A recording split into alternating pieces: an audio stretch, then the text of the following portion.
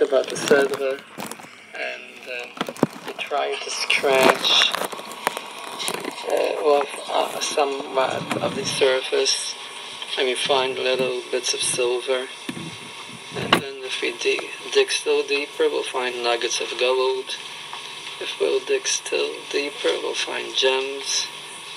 And Purim is coming, and tonight I'll deviate from my general Seder, from what we usually do. Tonight I just want to speak about Purim. What these Sfarim tell us about Purim, and have a little insight of what a Purim should be. Like I've mentioned, Purim is not understood, and perhaps we're not supposed to understand it, because the Gemara says a person is supposed to drink Purim until he won't know the difference between Ara Haman and Baruch Mordechai. In other words, Purim comes from the Olam, from Adalayada, of not knowing.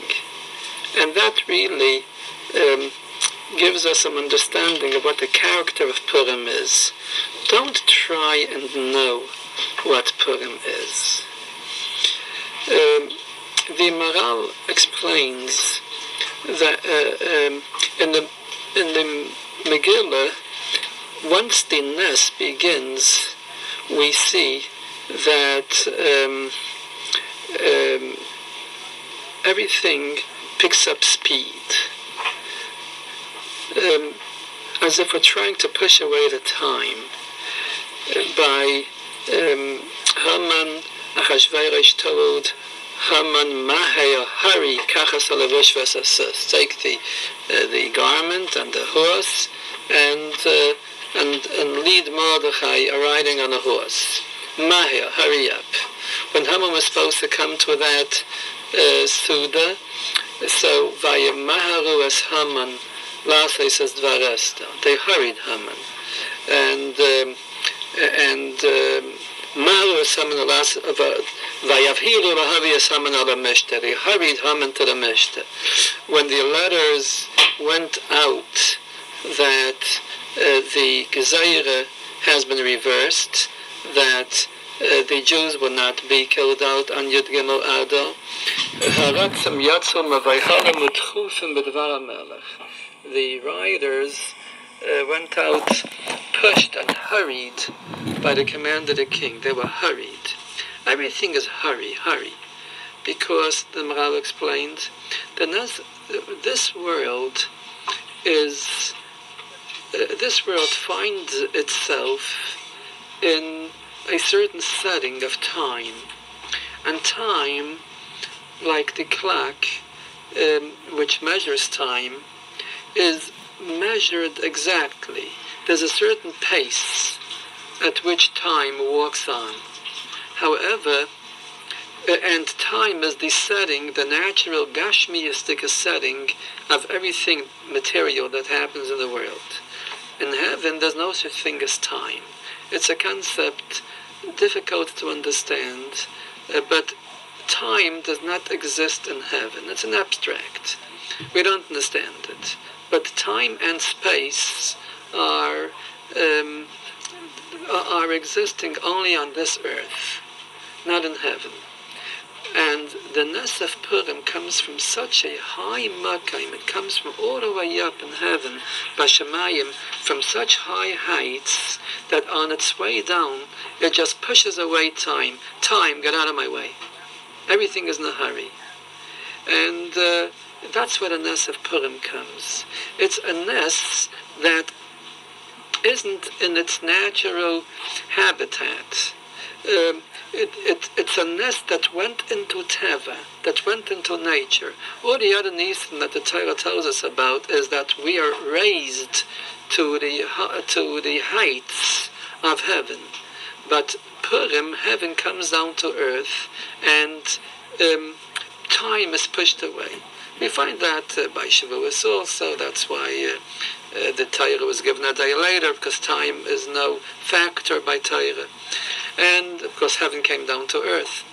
So time is pushed away, and on Purim, heavenly things are happening on earth. Not that earth rises to heaven. So that's why we find this pushing away of time in the Megillah. That's how the Maral explains it. So Purim is a ness where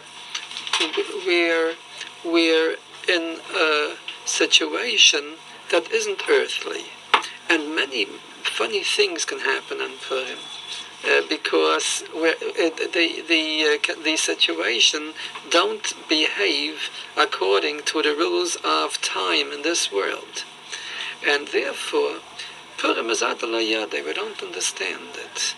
In other words, to really be able to absorb Purim, we have to surrender our mind which was created to understand and comprehend our earthly environment. But Purim, we're above that. So we can get all groggy about it. We have to surrender our mind, and we're in a different world where the Nisim come down to this world. So this is Purim, something very, very very special, something which doesn't belong here. It's a preview of what's going to be in the Olam Atik, and after Mashiach will come in the Elef HaShvi'i, in the 7th millennium, in the 7,000. We're in the middle of the 6th right now, when it's going to be Shabbos on the world, Yom Shekolei Shabbos, a day of eternal Shabbos. So that's what Purim is about. And Purim really is the time when the Yom Shekolei Shabbos comes on this world. And therefore, notwithstanding the fact that Purim comes out on a weekday, and it's not a Yom Tif, and we're allowed to do all malachas on Purim, we're allowed to drive our cars and do all kinds of the Lamites malachas. We're not limited in Purim, but notwithstanding that, we're supposed to put on Shabbatic clothing, because we are clothed in Shabbos. Chanukah, we don't put on Shabbatic clothing, but the Shulchan Aruch says that in Purim we put on Big Day Shabbos. Because, and the explanation to that is that on Purim we are in the Yom Shekolei Shabbos, in the heavenly atmosphere, because Bashamayim it's also always Shabbos.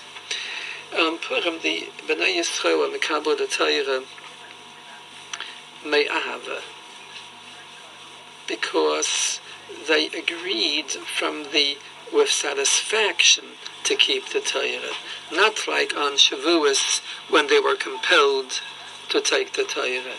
Me'ahava, and the Rishonim talk about it, and that it's even bigger than Shavuos in that prat. So, and the Chassam Sofer says that the Kedusha and the Oya, the heavenly light which emanates from the Megillah, I'm afraid even to repeat it, but the Chassam Sofer says it, that heavenly light is even greater than the light which comes from Torah's Moshe. Because the Megillah really brought us nearer to the Rabbeinu Shalom than Torah's Moshe. And there are more Ayrais, there's more Kedusha in the Megillah. So, Rabbi Yitzchak Vorka, one of the great rabbis of over 100 years ago, said that, the first Mishnah in the Masechta Megillah tells us that nowadays this doesn't apply, but in the times of the Beis HaMikdash, we can, under certain circumstances, start reading the Megillah on the 11th day of Adar. The Megillah can be read on the 11th, the 12th, the 13th, the 14th, and the 15th day of Adar. The Gemara Megillah, the first Mishnah tells us. So, Rabbi Yitzchak Vorka says that the 3 days before Purim, when we can already start reading the Megillah, Yud Aleph, Yud Beis, and Yud Gimel, which starts this Shabbos, are the 3 days of Hagbalah. Just like before Shavuos, the preparation for Shavuos says 3 days to prepare yourself with kedusha, with tahara, and condition yourself so that you should be worthy of being mikabel the Torah, we need 3 days of preparation before Purim, because Purim is coming, and it isn't anything that we should take lightheartedly. It's something that we have to be very serious about, and we have to condition ourselves and prepare ourselves to be able to absorb the great matanos, the wonderful gifts, the matanos le'avyainim, which the Rabbeinu Shalom gives to us on Purim. And to those who are more worthy of that, the Mishlayach Manos, which the Rabbeinu Shalom gives to us on Purim. Because whatever we do, the Rabbeinu Shalom does. That's what it says in the Medrash of Hashem. To always repeat it, this Medrash. Hashem Tzilcha, it says in the Pasuk. Hashem is your shadow. Whatever you do, your shadow does. So Hashem is your shadow. Whatever you do, Hashem does. If you give tzedakah to the ani, the Rabbeinu Shalom will shower his bounty on you. If you do chesed, the Rabbeinu Shalom will reply with giving chesed to you. If chas v'shalom you do the opposite, then the opposite will be true. Hashem tzilcha, whatever you do, your shadow does. The Rabbeinu Shalom does. And on Purim, the Rabbeinu Shalom gave us these 2 great mitzvahs of Mishlayach Manos and Matanos Le'avyainim, because the Rabbeinu Shalom does that. We are the Avyainim. We are the paupers as compared to the Rabbeinu Shalom. We are destitute. We have nothing. We only have what the Rabbeinu Shalom gives us. Otherwise, we have nothing. And if we give Matanis Le'avyainim to our earthly Avyainim, so the Rabbeinu Shalom gives us Matanis Le'avyainim. So on Purim, that is his man. So we have to prepare ourselves with Kedusha on Purim. I will venture to say that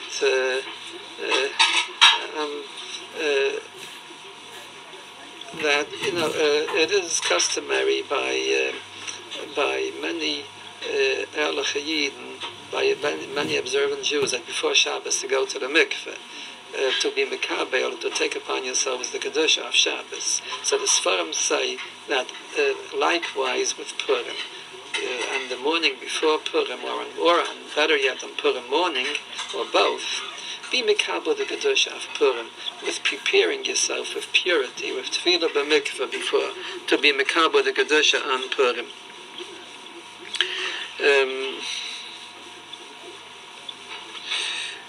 The Megillah, as we mentioned, as we discussed this several weeks ago, is full of Shemei Sakadashim. And if you remember, we have to go searching for the Shemeis between the words, and we will find Shemeis there. And as the Yisrael Yosef explains,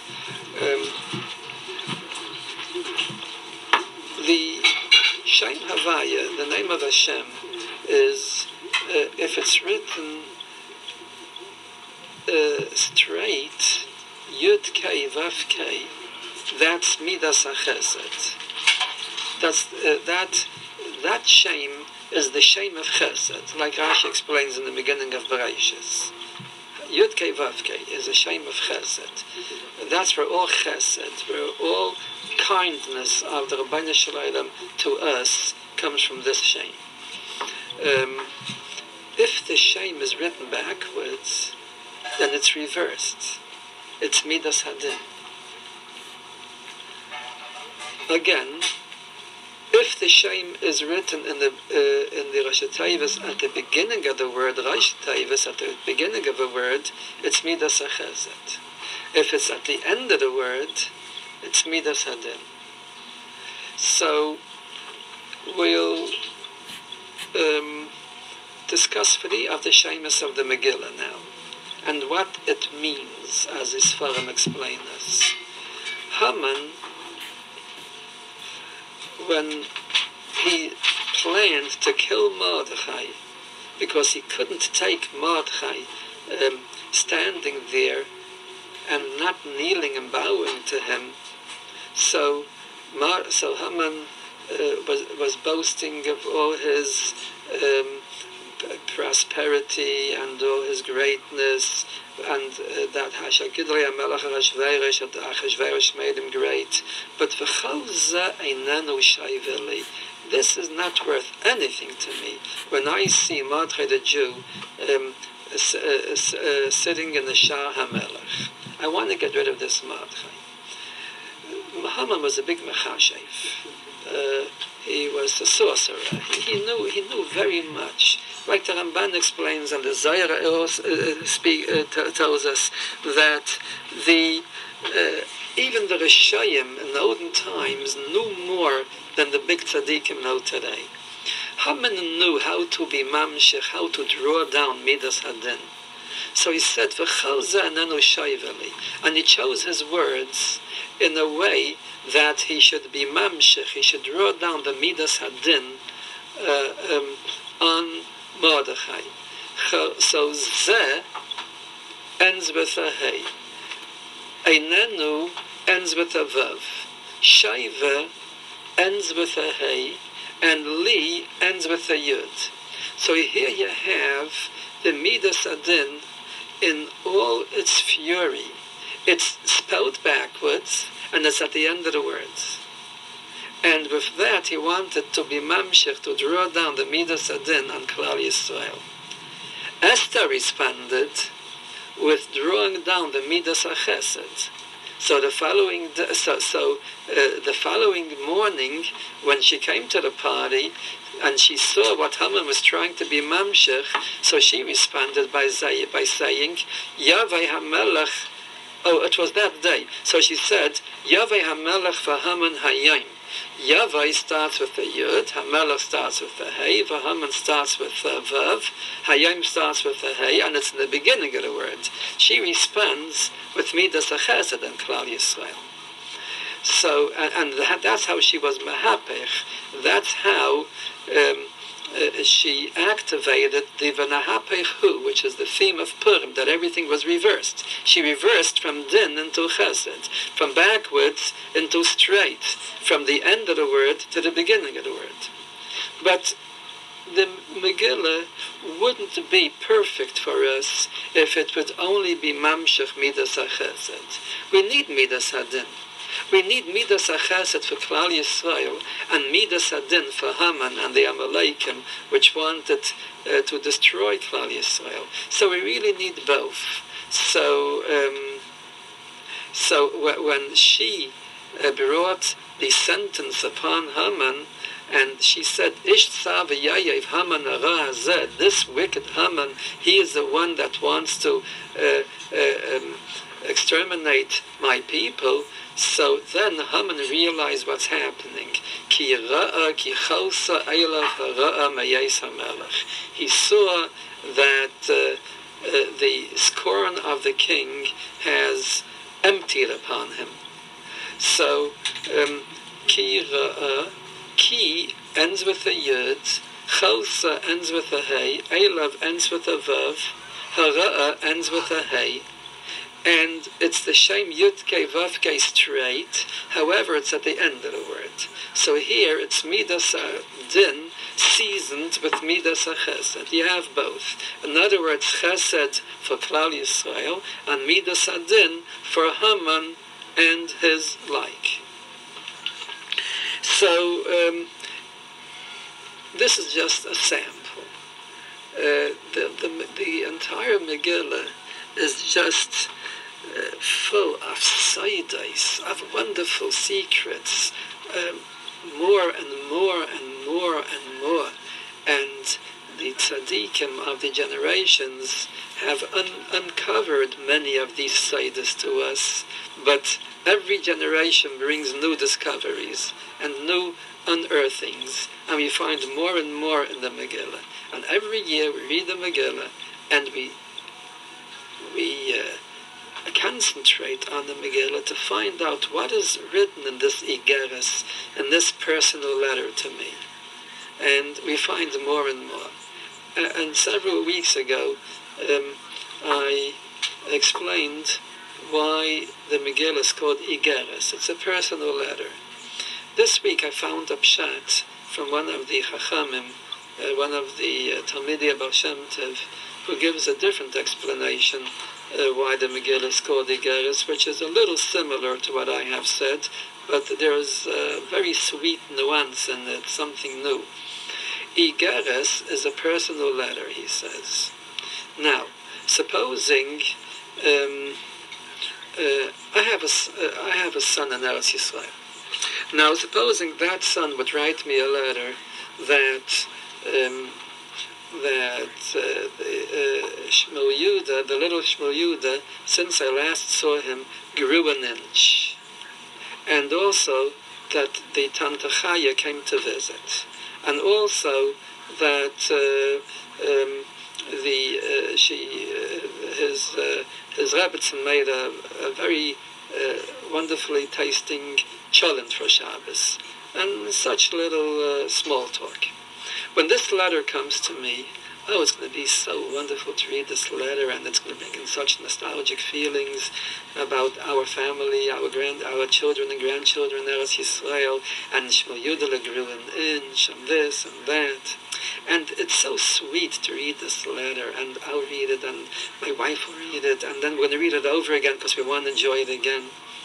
Now, if this letter gets lost, and somebody will find it in the street, and who will find that Shmuel Yehuda grew an inch, and that Tante Chaya came, and that the cholent was geschmack, so, I mean, it's nothing. He isn't at all moved. Nothing. It doesn't mean anything to him. So this is Pshat Igeres HaPurim. Somebody who is an Elach Yid, and who isn't on Purim, is somebody who has a shaykhus, any band with the Rabbeinu Shalom, and who hasn't got that on Purim. When he reads the Megillah, everything is going to be so sweet, so Hamish. Everything applies to him and is meant for him. It's an Igeres, it's a letter. For somebody who's foreign, if a guy would read the Megillah, he dozes off. He sees nothing interesting there. It isn't an Igeres to him. It isn't a letter to him. And the letter is personal and sweet, only to the one to whom it's addressed and for whom it's meant. This is the Igeres of Purim. And when we read the Megillah, oh, it's so sweet, and it's good to prepare the Megillah before Purim with Mefarshim, learn it with explanations, and know what the Megillah is all about. So when you hear it on Purim, you're going to have a taste of the sweetness of the Megillah, and you're going to find your name on the envelope of the Igeres. It's meant for you.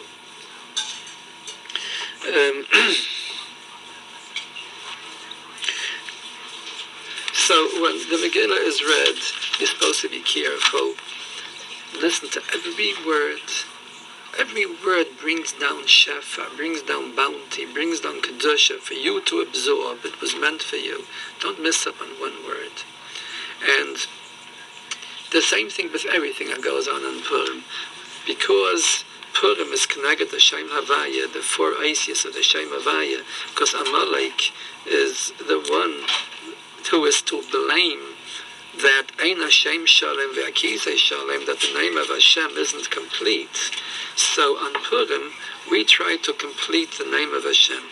And when we're going to be successful in a certain Purim, maybe this coming Purim, Abba Aleinu L'Taiva, to really complete the Shem Havaya with perfection, then that will be the Geula. That will bring the Geula. So, because that would mean that Hashem Shalom, Vay Hashem LaMelech Al Kol Haaretz B'Yemahu Yehi Hashem Echad U'Shmai Echad, one complete name of Hashem, without being broken up by Amalek and his Yetzer Hara that he generates. So, this is the idea of Purim.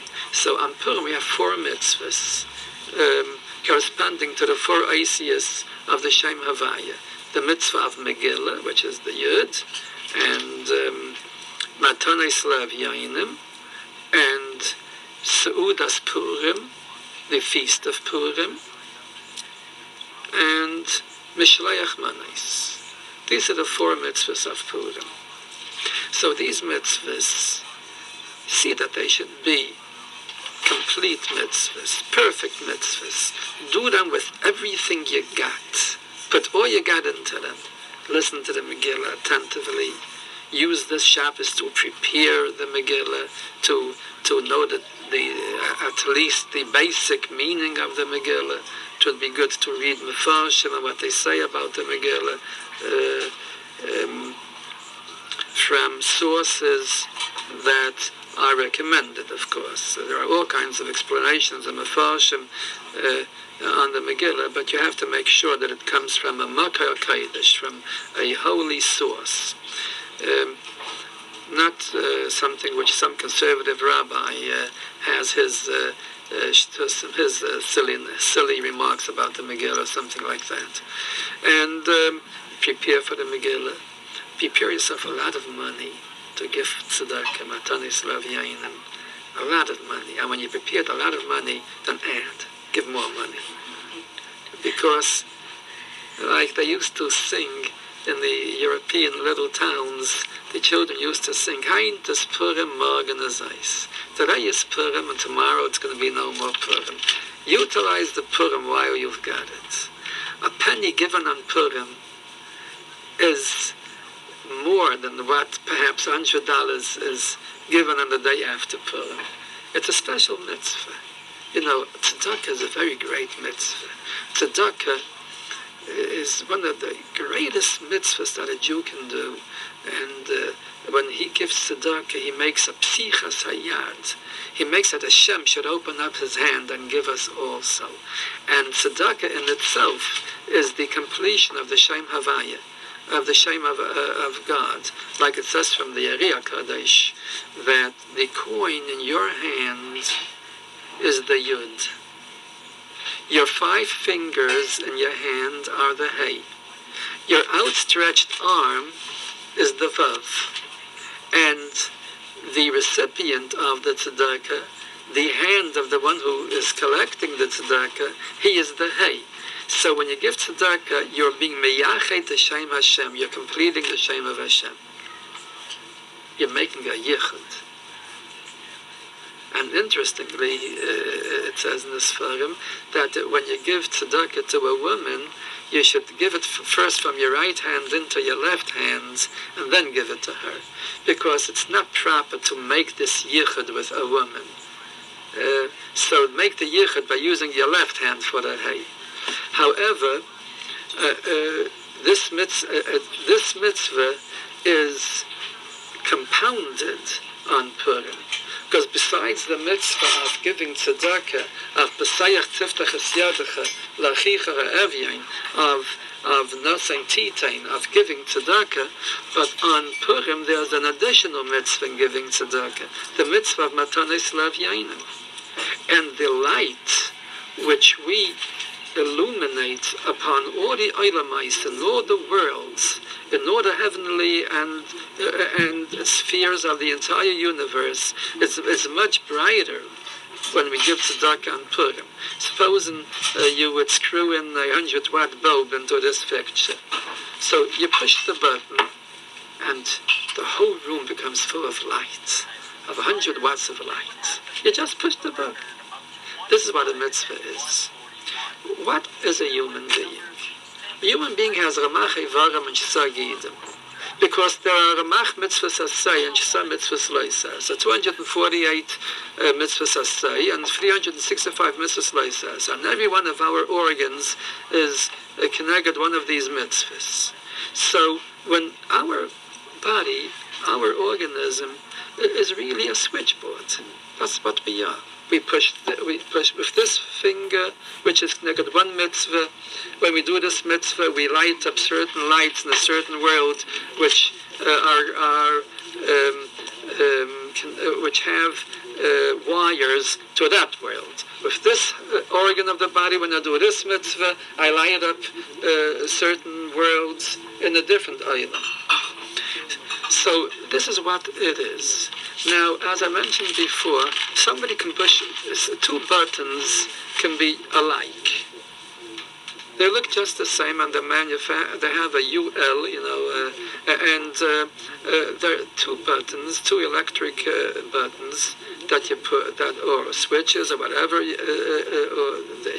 is in the wall. They're manufactured by the same company, but they're not the same. One is connected to this 100-watt bulb, and by pushing this button, I shower 100 watts of light in this room. Now somebody can stand in the basement of the Twin Towers, where the main switch is, and push a certain button, that exact same button, the exact identical button, and millions of watts are going to be illuminating the entire building, the entire Twin Towers. He did the same thing, but because of the wiring which is connected to the entire Twin Towers, the illumination is compounded to so many more watts, and so many more lumens are being produced by his push of the button. During the year when we give tzedakah, we illuminate Eilamais. But Purim, it's an altogether different story. It's much more light. We reach higher heights. We reach the top of the Twin Towers. Our tzedakah on Purim reaches far higher Eilamais, far higher worlds than our tzedakah during the entire year. So, don't miss the opportunity. Give a lot of tzedakah on Purim. Give until it hurts. And when it hurts, you should have in mind that the Torah says, it shouldn't hurt you when you give tzedakah. That's how tzedakah is supposed to be given. You're supposed to give with a good heart. So, during the Seudah of Purim, what's the Seudah? The feast of Purim. Why do we have a feast? We're happy with what Purim is. We're happy with what Purim represents. And the most important factor in Purim is Kimu v'kiblu ha-Yehudim. We're mekabel the Torah. We take upon ourselves to, from now on, whatever happened till now, down the drain. Purim, like the Zayar Kaddish says, Yom Kippurim is like Yom Kippurim. What's Yom Kippurim? You know, there's a Jewish song that they used to sing in the European towns on Purim. Lama zich iba beitem. Lama zich iba beitem. Let's reconcile. Let's become friends again. In other words, whatever we did wrong, which HaKadosh Baruch Hu frowned upon, Rabbeinu Shalom, let's reconcile. Let's become friends again and let bygones be bygones. And from now on, I'm going to behave, and you're going to have nachas from me, and I'm going to be a good child. So that's what Yom Kippurim is, and that's what happens on Purim. On Yom Kippurim, Rabbeinu Shalom forgives, and everything is forgotten, and you're starting a new page. So that really is what Purim is. Yom Kippurim. Like the children, after a quarrel, all of a sudden become the best friends. And so every morsel of the feast of Purim should be eaten with a feeling, Kimu v'kiblu ha-Yehudim. I am happy and I am feasting because I am glad that from now on I'm a different person. V'nahapechu, I turned over into a different person. And this is the simcha of Purim, the simcha of feeling a closeness to Hashem, and that the insulation which separated us from Hashem, your averis, they separate you, they insulate you from Hashem, so that the warm current of Hashem doesn't go into your averim and gidim, into your system, into your nervous system. So on Purim, all this rust is removed. All those chatzitzos are removed, and it brings us nearer to Hashem, and that is the simcha of Purim. So when you hear the Megillah, every word of the Megillah, a new malach is created. by hearing, by listening to every word, by the Balkairi uttering every word of the Megillah. A new Malach is created, a Malach of a Purim Dika Malach, a Malach which is going to accompany you. Ki malacha v'yitzavalach v'shmacha b'chod rechecha. The malachim, which are created by the mitzvahs that we do, they accompany us and they guard over us wherever we go. So this is the simcha of Purim, and every word of the Megillah creates such a malach.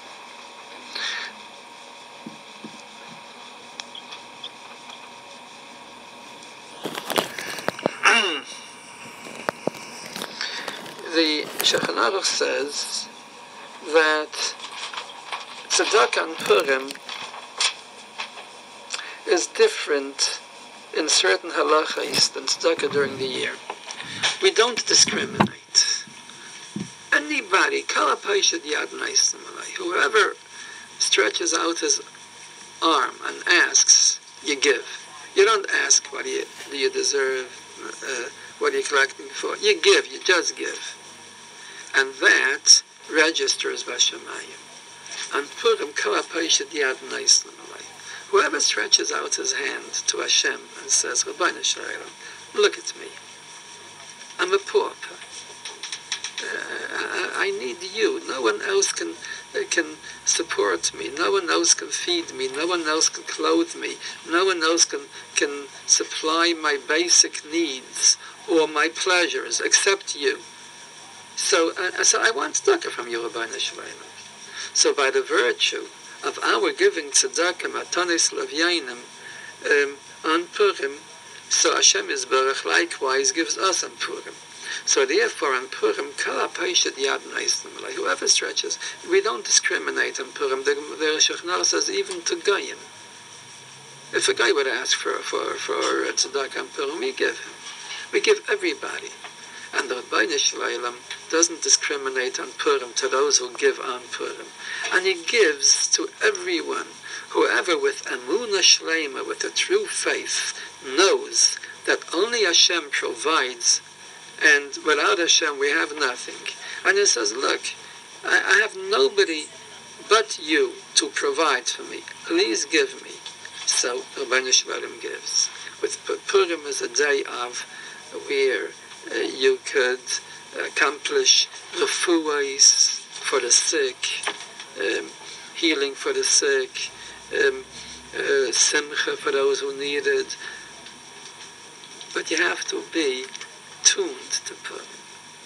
If you do the mitzvahs of Purim, if your behavior is such that you fit into the pattern of Purim, then you enjoy all the benefits and all the fringe benefits of Purim. Everything on Purim, we can really get very much on Purim. It was a day that people used to go to tzaddikim to ask for blessings for this and for that, because on Purim it's very easy to open the doors. All the doors which are closed up the entire year, on Purim they're open. And that's why the Gemara, when it starts explaining the Megillah, the Gemara in Megillah starts off with Pasach Pischa L'hai Parshasa. Everything is opened up. Every Tana opened up the Megillah with another key. We once talked about this. Because the Purim is opening up doors which heretofore have been locked. And in fact, we find that in Tanakh, we find that Matre had another name, Psachya. Psachya means to open up. He was able to open up everything. And on Purim is special Yeshuas come down, special deliverances from all kinds of troubles come down, which we can't really deserve on other days of the year, but in Purim we get them, because in Purim, even if you don't deserve, still whoever stretches out his arm, he gives. Even the neshamas, by the mitzvahs which we do on Purim, the neshamas in the Gan Eden, or Chaz v'Shalom elsewhere, have Yeshuas through the mitzvahs that we do on Purim. And it was on Purim that neshamas which were astray, which weren't even admitted into the Gehenna, they came to tzaddikim, and the tzaddikim placed them in Gan Eden because of the greatness of Purim, because of the tzedakah, the chesed, the rachamim which pours down on Purim. There was this story which the Sfarim bring down. It's told by the son of the Spinker Rebbe. I have his sefer. The story is that about some 80 or 90 years ago, there was a big tzaddik in Hungary, the Rabbi Yosef Meir Spinker, the Spinker Rebbe. So he once told a little story to his Hasidim, to his Talmidim. He spoke about a certain Jew, a certain younger man, a young man. But everybody knew that he means himself. He was the young man. The story was that there was a certain young man on the second night of Pesach, finished the Haggadah and Shir HaShirim, and he felt that he still wants to be up and do something worthwhile, because it's Pesach at night, and such a holy night as the Seder. So he decided that being that today is the second night of Pesach, and this is the day when of the Yeshua of Klal Yisrael, that we were delivered from the Gzeirus of Haman, and on this day Haman was hanged, and Mordechai was elevated to be the Mishnah LaMelech HaShveiresh, and this is the day of the Yeshua of Purim. So he decides he has nothing. He wants to pour out the ecstasy in his heart of Pesach night, and he found a receptacle where to pour it out. He's gonna read the Megillah. So he took a chumash and started saying the Megillah and learning the Megillah. As he was learning the Megillah, he feels that somebody is standing in front of him. And he says, "Who are you? How did you get into this room?" So that somebody said, "I am a neshama.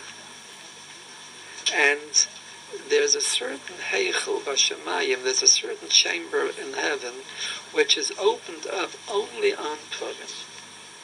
And whoever succeeds in entering that heichel he's all right. He is cleansed from all his virus, and he's admitted right away into the Gan Eden."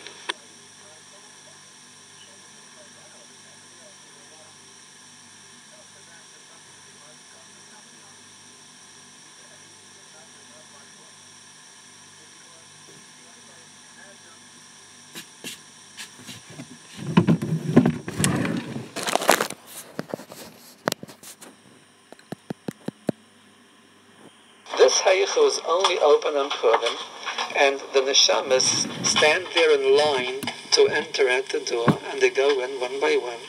And all of them, when it comes Purim, they flock to that heichel. Maybe they'll succeed in entering, and they're in single line, and they're going to come in there. Many Purims I've tried to go in, and the door shuts right in front of me. They said Baruch Hu down on earth, and it's after Purim already. So I didn't succeed in entering this heichel till now. When you read the Megillah now, I heard the Megillah, and I felt, and in all the Eilam Asalyanim, in all the heavenly worlds, the oil, the light of Purim was felt. So I came rushing to that heichel, and I started banging on the door. I want to go in. Why is it closed? So they told me, today isn't Purim, it's Pesach.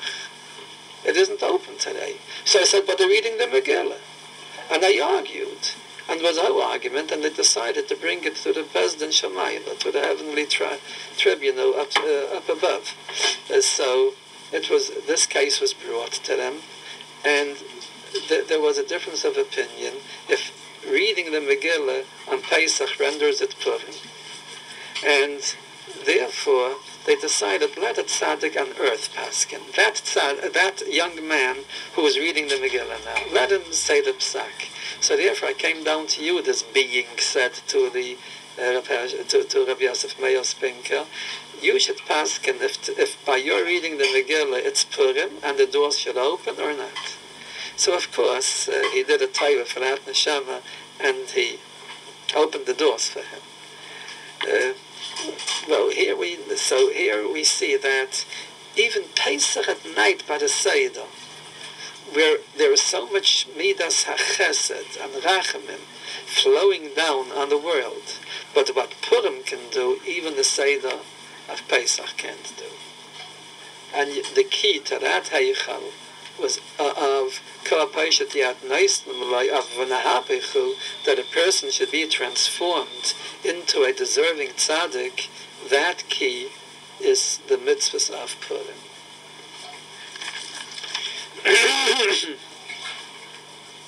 And so therefore the Sfarim say, Sudas Purim, the Gemara says, Sudas Purim, Shachla Balayla Layatza. If somebody eats the feast of Purim at night, is not Yaitza. He has to eat it in daytime.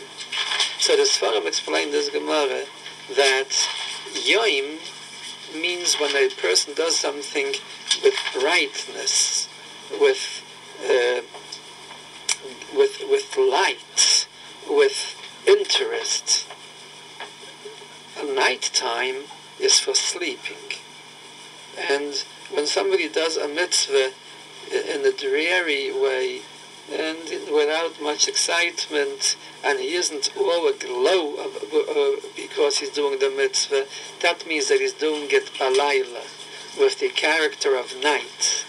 So the Suda of Purim is supposed to eat by Yom, with the character of day, with brightness, with freshness, with not dozing off, but being awake and alert. That's how you're supposed to read the Suda of Purim, by knowing why you're reading Purim.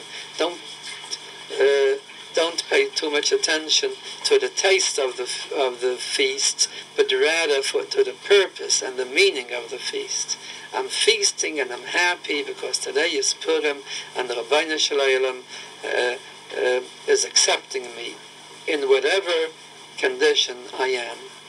That is Purim. So,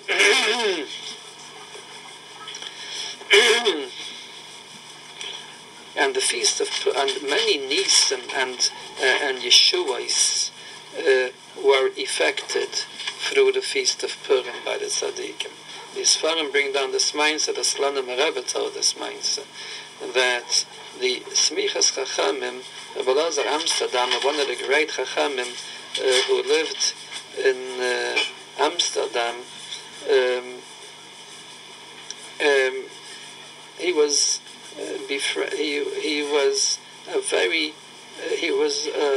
a favorite to the Queen, and whenever the Queen needed a Yeshua for Holland, for Amsterdam, so she went to Rebbe Lazar Amsterdam, to the Smicha, Reb Naftali Amsterdam, and the Baal Smichas Chachamim, and he was Mispalel, and he said Tehillim, and he always effected a Yeshua for her and her country. Now, it's below sea level there, and they have dikes, and the dikes, the walls, keep the sea from coming into the city. And it was once during Purim that they found water gushing in. There was a leak in the dike, and it was a terrible trouble, and they couldn't close up that leak, and the entire city was in grave danger.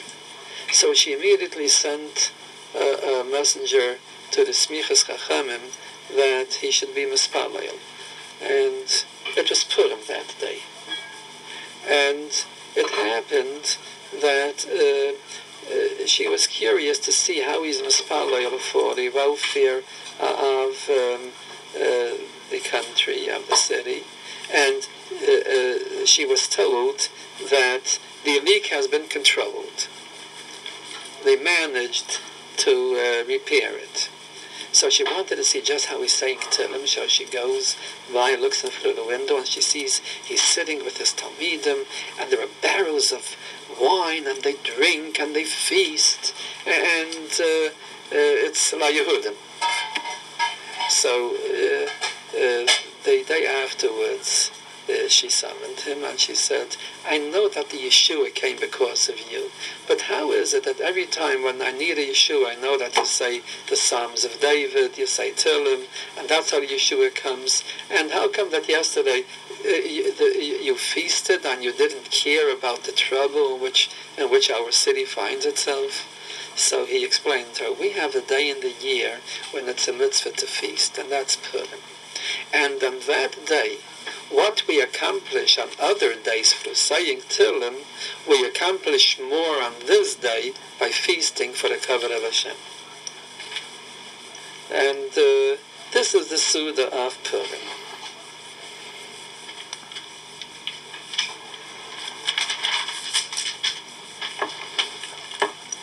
So at this point, I'm going to conclude. We have Achnasa Sefer Torah, a theme Sefer Torah in our shul now, and I have to attend.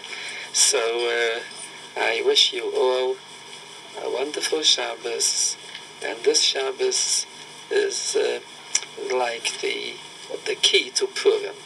Shabbos Zocher, the only parsha in the Torah which is a mitzvah from the Torah to read it. Every other parsha on Shabbos which we read is because Moshe Rabbeinu was Masakin and that it should be read. It's a takana of Moshe Rabbeinu. But B'daraisa, a mitzvah of the Torah is to read Parsha Zocher once a year. And since the Nas of Purim, we chose the Shabbos before Purim to read Parsha Zocher. So you have to listen to every word attentively to be Mikayim, the mitzvah of the Torah. And it's a very great Shabbos, and all the ayres, all the lights, all the Kedusha of Purim are kept in this Shabbos. And if this Shabbos is a successful one, you can look forward to a successful Purim. So Hashem Yisborach should help you should have a very wonderful Shabbos Zocher and a freilichen Purim.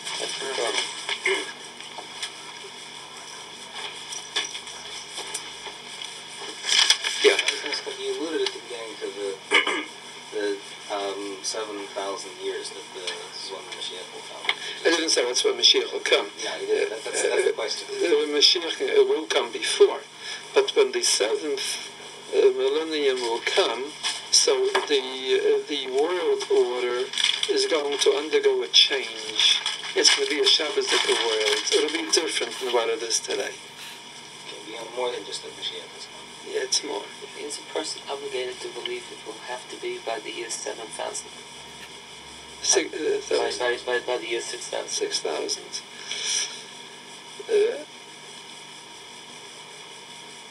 You mean it can come early, of course. That's what you mean. I once heard from Rabbi Yosef Soloveitchik two opposite things. He said he heard from the two Balei HaMussar who were discussing this question.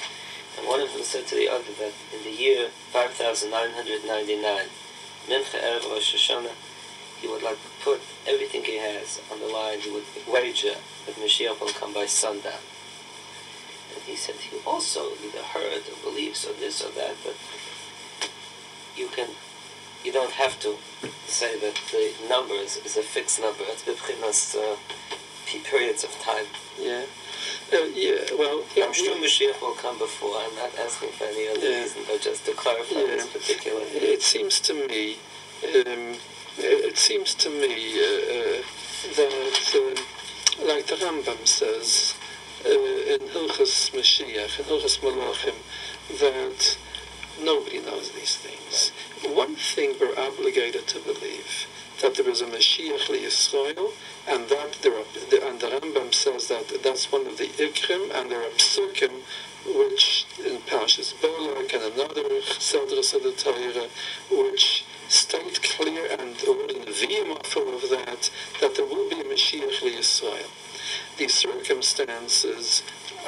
surrounding the Inyan of coming Mashiach, and under how he's going to come, when it's going to be. These things we have Midrashim, Chalukin, we have contradicting Midrashim, and nobody really knows. And everybody, the tzaddikim know everything they know, except one thing about Mashiach. When Yaakov Avinu wanted to disclose when Mashiach is going to come, he was numbed. He had to stop. Nistam and Manamakites. He couldn't go further. He wasn't allowed to disclose when Mashiach would come. Nobody knows. The Rambam brings down that Rabbi Akiva thought that Ben Kuziva was Mashiach, and he brings us down Taki in that Peirik, and then they were disillusioned and disappointed. And the Rambam never brings out stories. Rambam Pascha's halachas. Why does he bring down this story? And I believe that the reason is Rambam wants to show us that even Rabbi Akiva didn't know. And he was mistaken. The Gemara in Megillah says that the Neo didn't know how to computicate, even though he was the authority on all these computations. I will say for the Neo, it's Cheshbainis, when Mashiach will come, when the Gula will come, and he was wrong, just like Achashverosh Ravda was wrong. This is the one area where even the Nevi'im, the greatest of Nevi'im and the greatest of Gedolim, either don't know or they don't have any permission to reveal. So how it's going to be, when, what, we don't know. But one thing we're sure that it's going to be.